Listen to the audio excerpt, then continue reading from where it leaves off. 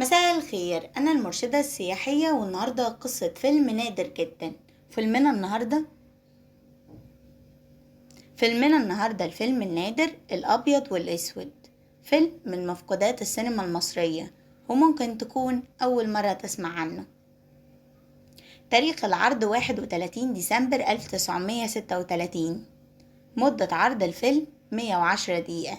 عمر الفيلم 89 سنة، والفيلم من مفقودات السينما المصرية، من إخراج وتأليف فؤاد الجزائري، وسيناريو فوزي منيب.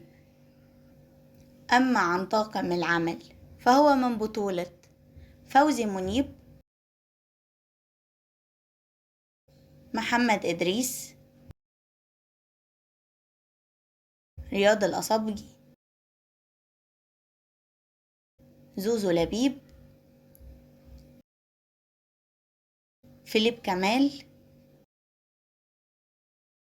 محمد الديب،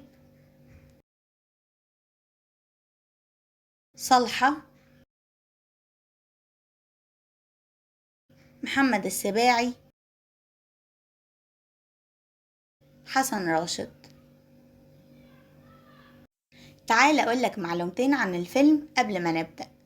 أول معلومة، الفيلم ده اتعرض لأول مرة يوم الخميس 31 ديسمبر من عام 1936 بسينما النهضة بالقاهرة. عمر الفيلم 89 سنة. مش بقولك فيلم من مفقودات السينما المصرية وممكن تكون أول مرة تسمع عنه؟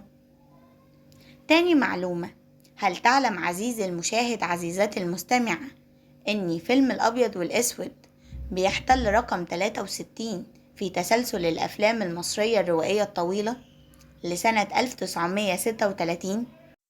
وأما عن قصة الفيلم، فقصة فيلمنا بتحكي عن محل مجوهرات كبير جدا اتسرق عن طريق لصين، واحد أبيض وواحد أسود. شافوهم من ظهرهم بس ما قدروش يحددوا الملامح، فقالوا خلاص في 2 شغالين جنب المحل فعلا بنفس المواصفات، واحد أسمر وواحد أبيض، فلفل الأسمر وسفروت الأبيض، هما اللي سرقوا.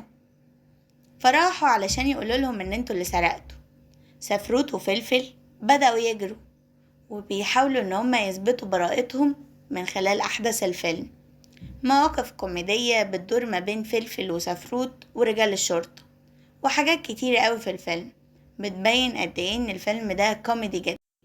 ومع أحداث الفيلم بنجد برضو ان في 2 تانيين، واحد أسمر وواحد أبيض، والبوليس بيجري ورا دول شوية ويجري ورا دول شوية، وبيعامل ان ال4 شخصين